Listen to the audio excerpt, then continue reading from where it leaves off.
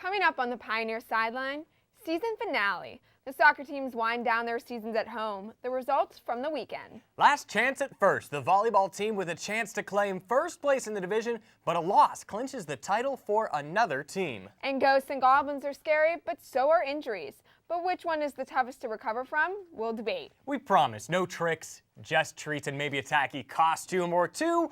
Let's head on down to the Pioneer Sideline.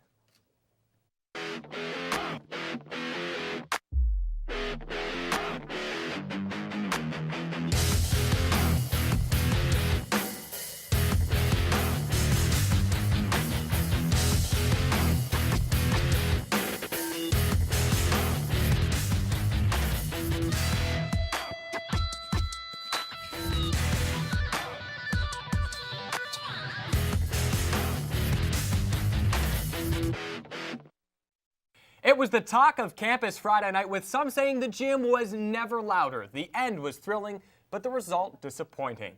Good evening and welcome to the Pioneer Sideline. I'm Josh Krupp. And I'm Sarah Macklin. The volleyball team had its chance to take over first place, but their opponent had their eyes set on home court advantage. That's right, Sarah. Point Park hosted Indiana University East Friday night, trailing the Red Wolves for the RSC East Division lead. Point Park had a chance to overtake IU East in the conference, but came up just short. It was a thrilling back-and-forth game, and for more details, we bring in Kiara Fry. Kiara, what happened Friday night? Tell us how it kind of all played out. Well, Point Park came out in the first set showing determination and fight, and they won that set 25-14, but IU East answered that same determination and fight themselves in the second set, winning 25-16. When it came to the pivotal first set, Point Park was trailing 21-16, but they made a comeback and they were able to take that set 25-23. And when it came to the fourth set, IU East made their comeback after the Pioneers had a 7-2 lead, and that resulted in that set going to IU East, which forced a fifth set, which was thrilling. They were tied 5-5, 6-6, 7-7, 9-9, 10-10, 11-11. But then finally, Point Park broke away, and it was 14-13, and what looked like what was going to be the match point ended up being a point for IU East, and they came back to win 17-15. Jeez. So how big of a blow is this to their morale, and how important is it that they not let that happen? It's definitely tough for Point Park that they fell to IU East because they were so close to taking the East Division title from IU East, but I think this also shows IU East that Point Park is a big competitor in the future, especially in the River States Conference tournament. And Kiara, looking forward for this team, they were able to put it past themselves, but they were able to bounce back a couple days later. And on Saturday, a very special day on Saturday. It was the 10th annual Volley for Vision game, and they were coming back from that IU East game. Let's check out the highlights from that very special day against Ohio Christian that had very little to do with what happened on the court. The Point Park volleyball team hosted Ohio Christian Saturday, but there was more to the game than just what happened on the court. It was the 10th annual Volley for Vision game. The annual tradition strives to raise money for Team Cassie, a charitable organization of the Pittsburgh Foundation, which seeks to enrich the lives of the local special needs community. Saturday, Team Cassie was able to make its biggest impact yet, presenting its first ever grant to the Western Pennsylvania School for Blind Children. A $1,000 check was presented between sets 2 and 3 of Saturday's game. Team Cassie is named after Point Park head coach Mike Bruno's daughter, Cassie, one of the several special needs children on hand Saturday to participate in the festivities. Cassie even sang the national anthem prior to the start of the game.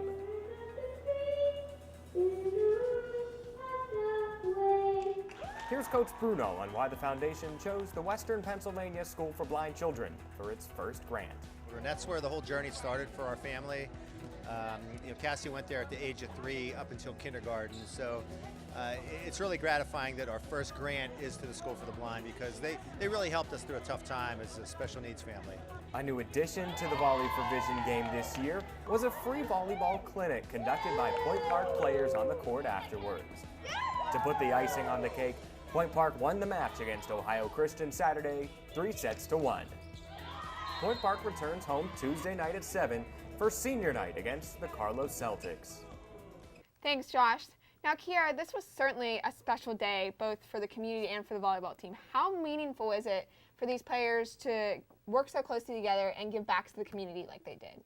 I think it's great for the girls to get together and do something like this as a team because it kind of shows them how important a sport and like being together can be to everybody else, and it's a chance for them to give back, which I thought was really like beautiful and touching. I loved it. So they were able to get the win, and they had some nice gestures there in the game, and it was a great weekend for all. Tonight they're in action one more time in conference play. What does the outlook ahead like? What is the road ahead looking like for this volleyball team? Well, tonight they have their senior night against Carlo, which I think is a great way for them to end the season, and then after that a non-conference game against IUP, and then we'll move on into the playoffs and see where they'll be placed in the playoffs, and hopefully that'll be good. And that gets underway on November 14th. Thank you so much, Kiara. Coming up next, a look at the final regular season games for the soccer teams, where they stand as we enter tournament time. And the headlines from around the region and the nation. That's coming up next.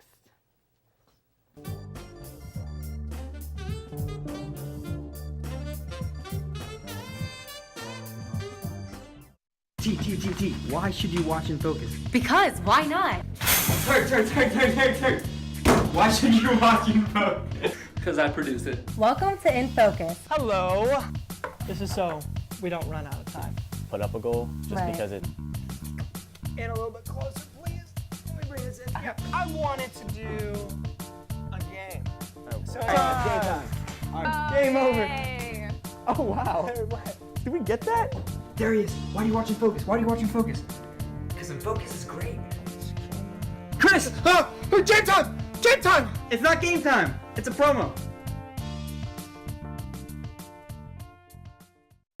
55% of all U.S. multiracial adults have been subjected to racial slurs or jokes. Where were you born? Being smart, pale, for a Filipino, to go back to Mexico. There goes that black boy over there. You like fried chicken because you're light skinned, you are a cop, you think that you're better than us. The N-word. They're good at jumping or climbing. Border hopper, made taco, English your second language. Where's your green card? Cut the jokes, stop the stereotypes.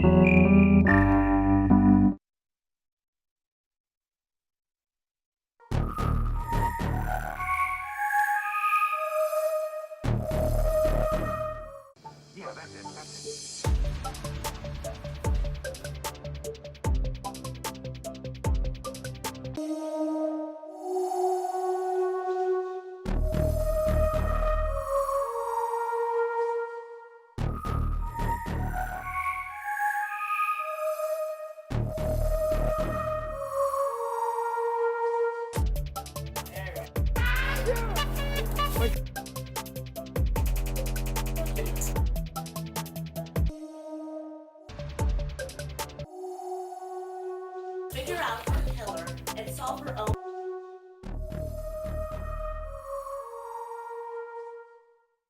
Three, two. Happy Halloween! 2, 1. Taking cue, open mic. Happy Halloween! From all of us at News Night, happy Halloween. Happy Halloween!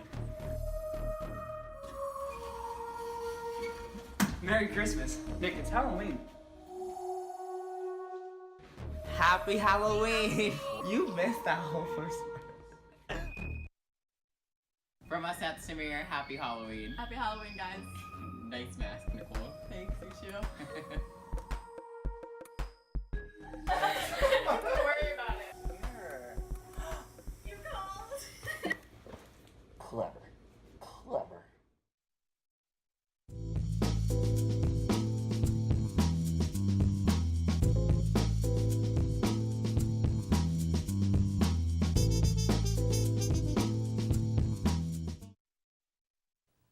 Welcome back and happy Halloween from everyone here at UView.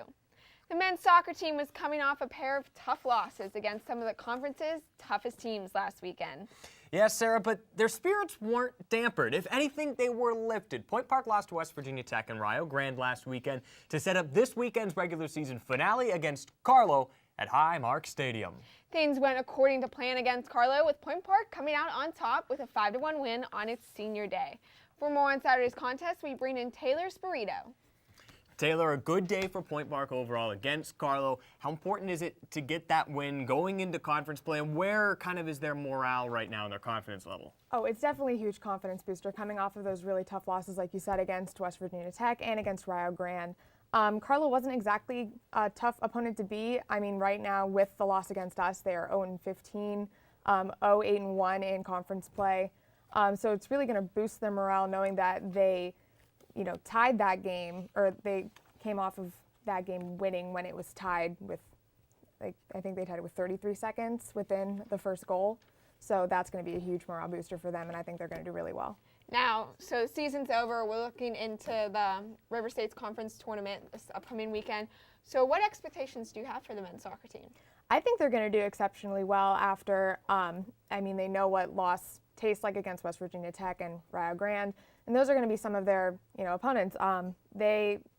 Schedules were just announced. They're going to be playing West Virginia Tech, 4th seed. We're 5th seed on November 4th, and if we win that, we're going against Rio Grande. So, they have those losses under their belt, and I think they're going to be out for a vengeance if they have to go against both of them. It's going to be a tough road ahead, and we'll see if they're able to make it out alive against West Virginia Tech and Rio Grande. And if they do, there's no reason they can't win this conference tournament. Thank you so much, Taylor. Now on to the women's side. This is a team that had the opposite results last weekend with a pair of thrilling wins against Rio Grande and West Virginia Tech. But this week was a different story. Point Park dropped a 3-0 final against non-conference opponent Shawnee State Wednesday, heading into the weekend. Their season finale, like the men against Carlo on Saturday, that game did not go in Point Park's favor. For that update and for more of the women's soccer team, let's bring in our Allison Schubert. Allison, not an ideal finish to the regular season against Carlo, a team I told you not to sleep on. Yeah, you did. You did tell me that. I thought it was going to be a win for sure. Obviously, they lost 2-0, so a little tougher opponent than maybe I expected. But I got to talk to a coach this weekend who said that she prepared for this game like they would number 1 Asbury or number 1 West Virginia Tech. So she didn't sleep on them. So I guess I should have maybe read up a little more. So what does this do to their morale and their confidence going into the River States Conference tournament? How do they need to push this loss aside and really focus on the goal? Well, with the Shawnee State game, that game really didn't mean anything going into playoffs. So that game, I think, was more of a, just kind of pushed to the side. So that one, I think, will be easy to forget about. The Carlo game, a little bit of a tougher loss for them. So I think they really need to gather themselves and put all of their heart into this next game. So as we gather themselves, they have to put their heart in the next game if they want a third straight conference title. Where are we looking at for this team going into the conference tournament? We just heard about the men. We did. So the women's soccer team is the 3 seed, and they're going to host Ohio Christian University on November 4th. And last time we played Ohio Christian, we lost 3-2. Now, that was on the road, so being home has definitely proven to be a big boost for them. So hopefully this will result a little bit better. And one more thing, how important is it to have that game at home, like you said? Well, every single game besides the Shawnee State one we won this season. So I think having it at home is going to be a huge boost for them, and I think that it will definitely give them the boost they need over Ohio Christian. Well, thank you so much, Allison. Coming up next, we leave campus to get a look at what's happening around the nation and the region. And later we take a look at the toughest injuries to recover from in sports. That's coming up. Don't go anywhere.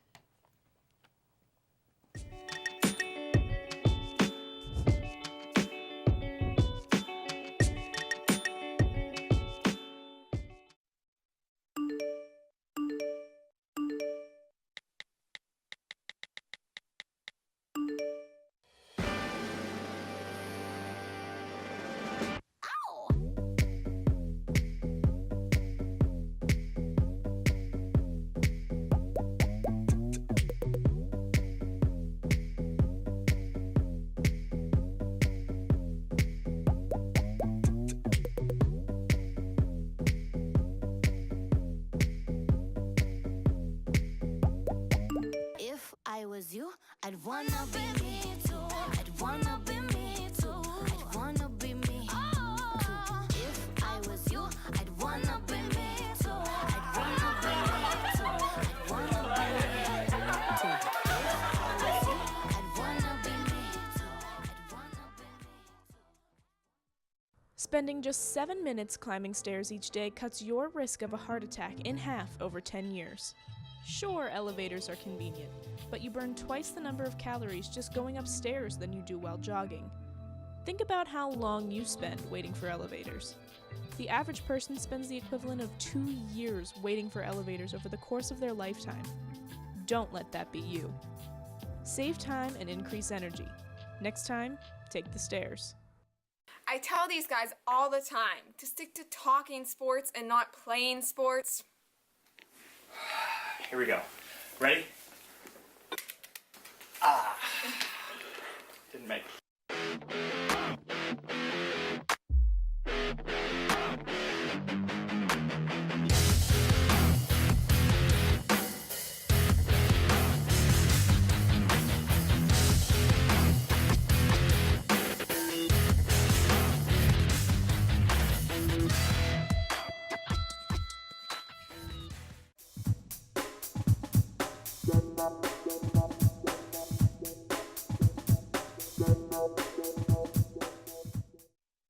Welcome back. Some exciting Steelers news on and off the field. It involved a bike, it involved a learner's permit, and a win. Sarah, so much going on. Yes, for that and more, we send it over to Delaney Bomas for our regional headlines. Delaney?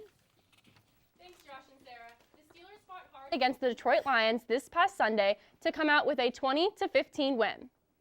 Juju Smith-Schuster was the man of the game with 7 catches for 193 yards. One of those catches was a record-breaking 97-yard touchdown. It is now the longest offensive passing touchdown in Steelers history. And Smith-Schuster now has the most touchdowns before the age of 20 in NFL history with 4 touchdowns. Smith-Schuster says, quote, "It's a blessing and it's an honor to play here and show the world what the Steelers are made of," end quote. While Smith-Schuster is making history on the field, he also has some stuff to take care of off the field. Last week, when Smith-Schuster's bike was stolen, teammate Alejandro Villanueva took him to get his learner's permit. According to 24/7 Sports, Villanueva said that Smith-Schuster needs a little more work with parallel parking. Hopefully, Juju can learn to drive so he is not riding his bike in the cold Pittsburgh winter. We now go from the field to the ice, and the Pittsburgh Penguins did not have a great weekend like the Steelers did. They had back-to-back games on Saturday against Minnesota Wild, losing 2-1. The Penguins then traveled to the Winnipeg Jets on Sunday, losing that game 7-1. The only goal of Sunday's game for the Penguins was a power play goal by Evgeny Malkin. Coach Sullivan said, quote, "We gave up some high-quality chances. It's hard to win when you play that way," unquote. The Penguins will play again on Wednesday in Edmonton. Thanks, Delaney. So, how do you think the Pens, they're having some trouble in back-to-back games, and they have 19 in total this season. So how do you think they can overcome those troubles, and is Tristan Jarry possibly the answer? I think getting another goalie is a very good start, but one player is not going to help them get through those back-to-back games. As a team, they need to get the morale better. They need to push through. It's hard to play back-to-back games. I get it, but they need to push through it and just work as a team because you can't let up 7 goals. That's not a goalie problem. That's a team problem. So that's it for regional news. Let's send it over now to Rob Gomez, who is standing by with who is in the national spotlight. Rob? Thanks, Delaney. It's that time of the year again, late October baseball. But before I get into the Fall Classic, let me give you a quick recap into the Week 8 NFL. And Thursday night, the Ravens shut out the Miami 40-0. Case Keenum led the Vikings past the Browns 33-16. The Raiders suffered a similar fate to the Bills, only 34-14. Tom Brady and the Pats continued their dominance over the Chargers, 21-13. The Bengals edged out a 1-point victory over the Colts. The Saints breezed past the Bears. See what I did there? Matty Ice froze the Jets 25-20. The Eagles showed no brotherly love to the Niners and Philly. They beat them 33-10. Cam and the Panthers topped the Bucs 10-3. In a game with 2 top defenses, the Seahawks were able to outscore the Texans 41-38. The Cowboys rolled past the Redskins 33-19, and Juju Smith stole the Sunday night game away from the Lions with a 98-yard reception. Now, let's talk World Series. This Fall Classic has been one for the books. This roller coaster series started off with a good old pitching duel between Clayton Kershaw and Dallas Keuchel. The Dodgers edged out a 3-1 victory And in Game 2, it was a bomb fest with 8 home runs that the Stros evened up the series. Thanks to back-to-back homers in the 10th inning, courtesy of Jose Altuve and Carlos Correa. Houston took Game 3 at home, knocking out Yu Darvish after just 1 2/3 inning. Of course, the Dodgers evened up the series thanks to a 5-run 9th inning in Game 4, and probably one of the craziest games in World Series history was thought to be a rematch of the pitching duel in Game 1 was anything but. Houston beat LA 13-12 in 10 innings. The Astros now have a chance to win their first World Series in Los Angeles. Game 6 will be played in Halloween tonight at 8 p.m. when Justin Verlander faces off against Rich Hill. Thanks, Rob. So we're talking all about these dominant teams in the NFL, who's leading AFC, NFC, but we just passed the NFL trade deadline. So can you give us a little update on what trades went down? Yeah, so there's actually a lot of things going on. I actually didn't even realize about the trade, Jay Ajayi's trade from Miami going all the way to Philly. So that'll really help their backfield. But probably one of the biggest trades is Garoppolo going from the Patriots to the Niners. Only a second-round pick. So, now the Niners have their quarterback of choice, and so let's see if they can turn things around. Back to you guys, Sarah and Josh. Thanks, Robin. A shocking trade from Jimmy Garoppolo, I think, Definitely. only getting a second-round pick in return. Yeah, seemed a little uneven there. Well, thanks again, Rob. And coming up next, injuries. They're always tough to recover from, but which ones are the toughest to bounce back to full strength? The case of the week is next. Don't go anywhere.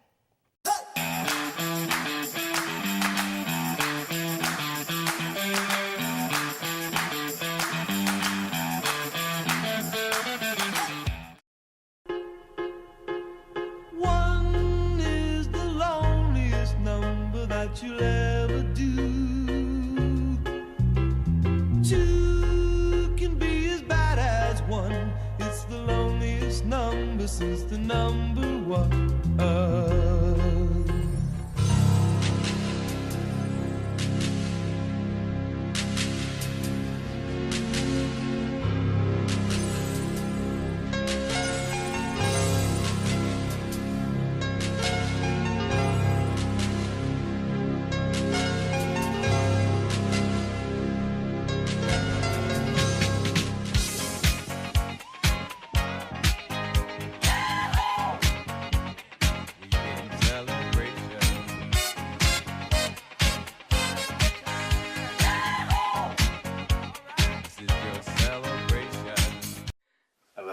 I love you more.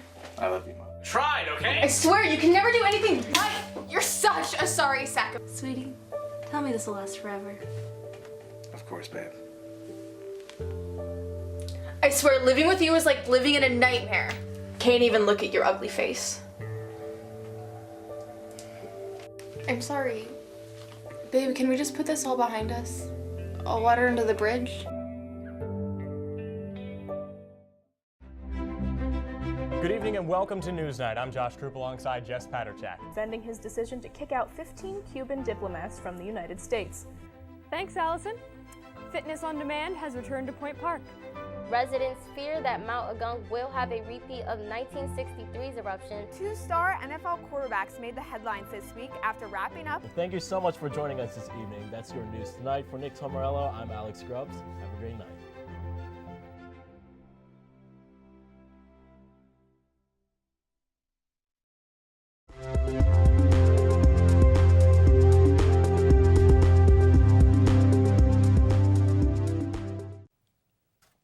There are a lot of scary things that happen on Halloween, but one of the scariest things as a fan in sports is whenever a star play of your favorite team goes down with an injury. There are certainly several injuries out there, but Sarah, what one is the hardest to recover from? That's a good question. And to answer that question, we have in studio, we have Megan Mastiosi, Rob Gomez, and Allison Schubert, all decked out in their Halloween costumes.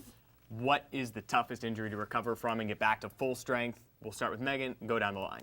I have your Achilles tendon tear just because it takes several months for recovery and rehabilitation. Simple. That's I pretty much agree with that one. But my take is any type of back injury, whether it be a slipped disc, anything with back, really. It's one of the hardest things to do because everything in sports relies on your back and your core. I said ACL, and I don't disagree with either of you because all injuries are bad, but ACL because it has one of the longest recovery times and one of the highest recurrence rates. Now, Rob, you brought up an injury that doesn't occur all that often as ACLs do, even Achilles not that often. Why is it so prominent, though? Why would you say it's the worst injury? I mean, if you think about it, you can go through any sport, really. Baseball, football, basketball, even golf. Look at Tiger Woods. I mean, how long has that guy been rehabbing his back before, and still trying to get back? I mean, it's a little different case, but I'm just saying so many things can go wrong. A slip disc, even just a pulled muscle, I mean, is painful. But I mean, if you really, and especially when you go deep into these surgery type, repairs, a back surgery seems to never actually get fixed in one time. Do you have player examples, athletes who have recovered from these? I hope so. Yeah, Megan, in the NFL, actually in 2013, both Steve Smith, Arian Foster, and Cameron Wake all suffered season-ending injuries with the Achilles tendon. And actually, since Steve Smith was older, and it is a very hard injury on the body, it was actually career-ending for him. So they said only 64% of people actually fully recover and come back better than what they were. Especially so it's for hard. those positions. Your Yeah. wide receiver, you got to have Running your back, ankles to defensive run. end, yeah, it's hard. So, I mean, your injuries are rough as well, but... Yeah, I mean, I'm saying I've heard many things about the Achilles, of just being such a painful injury. But I'm sticking with the fact that a back injury, you no matter how well you think it is, all it takes is one. Look at Tony Romo. I mean, he was in his early 30s, and when he first had a back injury, and then years down the road, a little hit here would mess it up, and he's back on the DL. So. Well, at least his vocal cords are fine, so we can listen to him. I hated Tony Romo on the field, but I love him in the booth. I love him in the booth. I root for him to be wrong in the booth almost as much as I rooted for him to fail on the field. Allison, athletes examples. All right, I'm not going to name specific names, but sports. There's hockey, basketball, tennis, pretty much every single sport, baseball, basketball. Every sport involves some sort of motion with your knees, whether that's taking a jab step or running even. So, and 70% of ACL injuries happen without contact. Only 30% are with contact. So it doesn't even need to be a contact sport for you to hurt it. And then of those injuries, like once you tear your ACL and you recover, you're 6 times more likely to injure it again. Which we've seen happen in the NFL. Exactly. Over and over again. But you see the recovery. I mean, yeah, it's long, but it doesn't. I mean, rehab, intensive rehab, which it's kind of the same with Achilles. You can do the rehab, and they're pretty much just as strong. Probably a little bit not as strong as when it first happened, but with science now, it's so much easier to rehab an injury like an ACL or an Achilles. But rather than a back, I'm making a case for myself, obviously, but rather than the back, the surgeries are so unknown with little discs and things like that, the spinal cord, it's all such a risky one. But with the Achilles tendon, literally the smallest movement, like Cameron Wake, all he did was hum bump off the line and bam, tore it. Stevie Smith cut wrong in his route, cut it. I mean, it's a reoccurring injury, and it's so easy to tear it that I think it's why it's the hardest injury to come back from. Now you bring up reoccurring injury. ACLs, that's pretty common mostly in the NFL rather than opposed to other sports. Do you think that has something to do with the knee being so vulnerable? As well as the heel, because it has full contact, like connects I think it's the heel bones. I looked it up. I'm not full. I am a nurse. I'm not a doctor, but yeah, it connects the muscles in the foot to like the heel bone, like from your calf. So they said it's just so susceptible to be torn, which is why. I mean, I agree the knee's really bad too. I completely understand that, but at the same time, like, yeah, I'm sorry, the back's not as bad. I don't think. Well, and with ACLs, you're looking at an 8 to 12 month recovery. And if you're playing a high school or a college sport, that's a whole year that you're out. And somebody could pass you up. With pro sports, you pretty much have your spot guaranteed when you come back. But with college or high school sports, unless you're Adrian Peterson. Well, I don't know that we can pick a winner today because all injuries are so bad. Rob's the only one that didn't have stats, so if you have a loser, maybe we have a runabout there. But you're wearing the uniform of the losers recently, so sorry, did I say that? Oh boy. Let's see what other hot takes come out next week. That's all the time we have for this week. And join us again next week at the same Pioneer time, the same Pioneer channel, and the same Pioneer Sideline.